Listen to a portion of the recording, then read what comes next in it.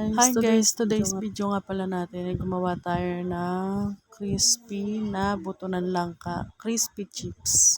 Ginamit natin dyan guys, buto ng langka. Wala kasi ako maisip guys, kaya ayan, nag-invento tayo ng kung ano pwede natin gawin. Yan nga pala yung buto ng langka guys.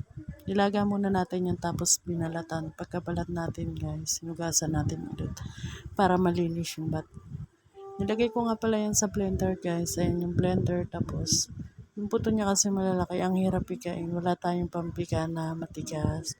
Yan, ginawa ko na lang. I-blender ko na lang. Tapos pagka-blender ko nga pala yan guys. Ayan. Mga na-blender ko na yan. Tinuro ko pa ulit yan guys. Para mas pumino siya. Mahirap kasi pagka nilagyan na natin ng harina at saka ng powder. Mahirapan na tayong malalasahan. Kailangan talaga natin guys pinuhin. Depende naman sa inyo guys kung anong gusto nyong